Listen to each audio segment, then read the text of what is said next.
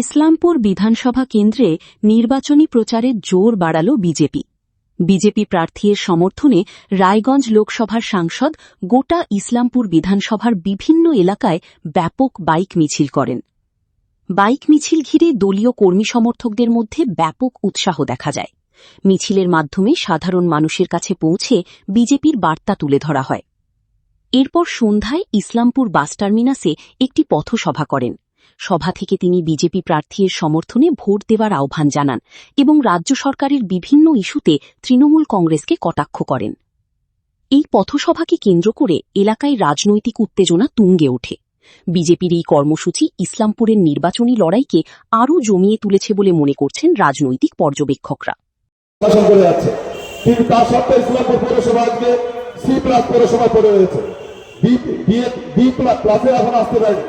তাহলে এতদিন একজনকে আমরা ক্ষমতা রেখেছি, এবার সময় এসেছে আপনাদেরকে পরিবর্তন করা।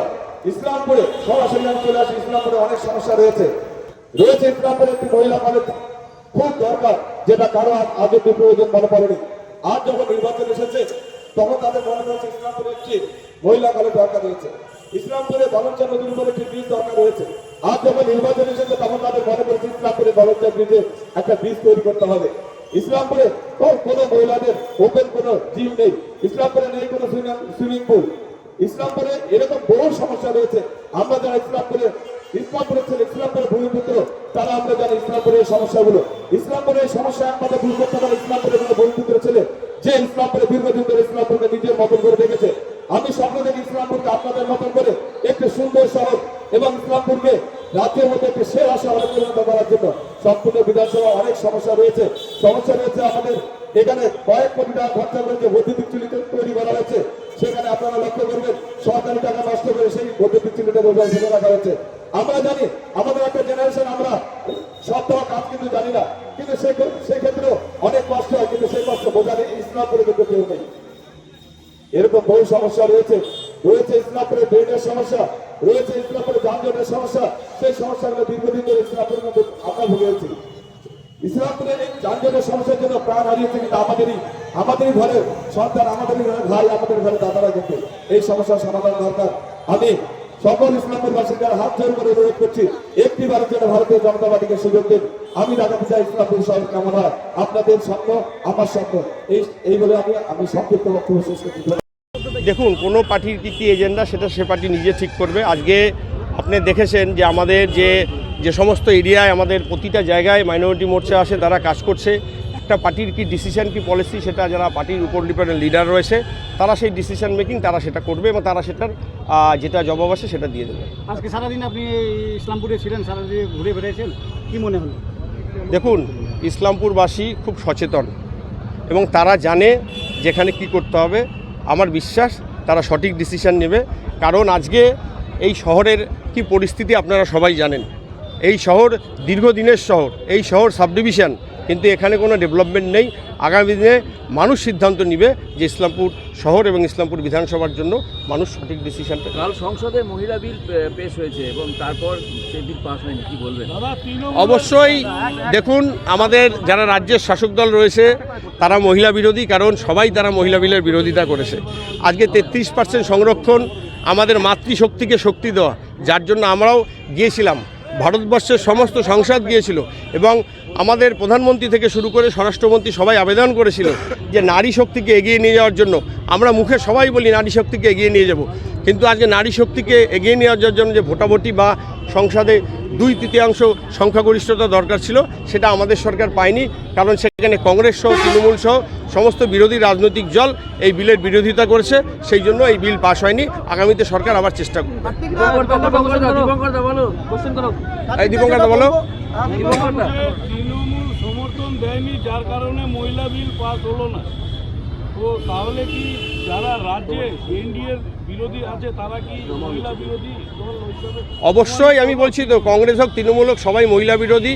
নাহলে আজকে 33% সংরক্ষণ হবে, আমার মাতৃশক্তি এগিয়ে যাবে, তাই সেই বিলের তারা বিরোধিতা করলো। তারা অবশ্যই মহিলা বিরোধী। এই বিলের বিরোধিতা করা মানে মহিলা বিলের বিরোধিতা করা।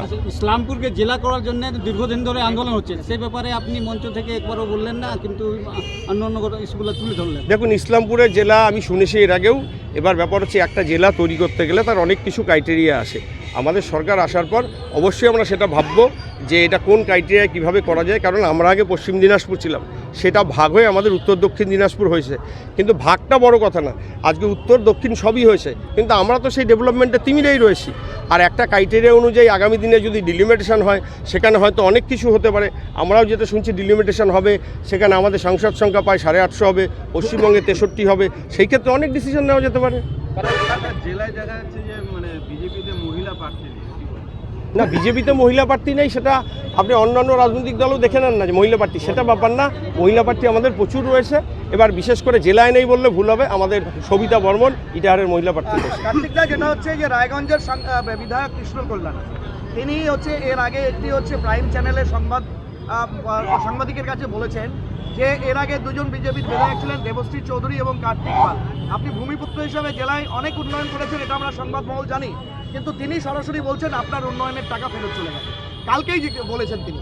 দেখুন, প্রথম কথা আমি একটা কথা বলি, আমি দিনে যা বলি রাতেও তাই বলি।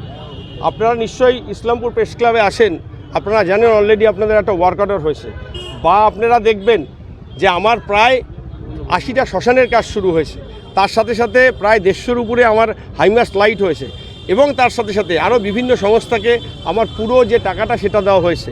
আমি ব্যক্তি আক্রমণ করি না, আমি এই রাজনীতিতে বিশ্বাসী না। যারা চোখ থাকতে অন্ধ তাদের কিছু বলার নেই। দাদা বলছি, গোয়ালপুরে বিজেপি প্রার্থীকে হারানোর জন্য বিজেপি নেতা নিয়োজিত চাইছেন। দেখুন, কেউ যদি দলে থাকে, দলের বাইরে কেউ যদি যায়, সে তো দলের বিরোধী হয়ে গেল, সুতরাং সেখানে বিজেপি বলে কিছু থাকলো না। আপনি বললেন মঞ্চ থেকে ভূমিপুত্র বললেন চিত্রজিৎ রায়কে, কিন্তু এখানে দীর্ঘদিন ধরে জেলা সভাপতি এবং পৌরসভার পৌরপিতা রয়েছেন, তাকে তৃণমূল প্রার্থী করেছে, কতটা প্রতিদ্বন্দ্বী হবে এবং ভূমিপুত্রকে জয়ের আশ্বাস করলেন, কি বলবেন? দেখুন, আমি একটা কথা বলি, উনি পরীক্ষিত, এবার আমি ইসলামপুরবাসীর উপরে ছাড়লাম, তারা কি সিদ্ধান্ত নেবে।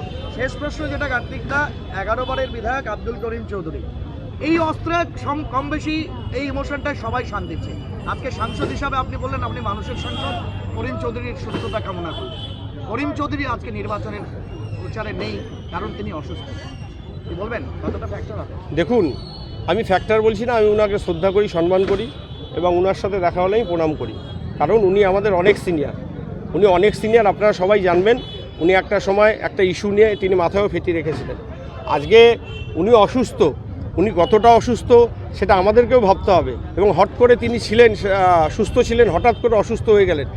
তিনি কোনো মেন্টালি শক পেয়েছেন কি না, হয়তো সেই জন্যও তিনি অসুস্থ হয়ে যেতে পারেন। তবে আমি ঈশ্বরের কাছে প্রার্থনা করব, ওনাকে শ্রদ্ধা করি, উনি খুব তাড়াতাড়ি সুস্থ হয়ে উঠুন।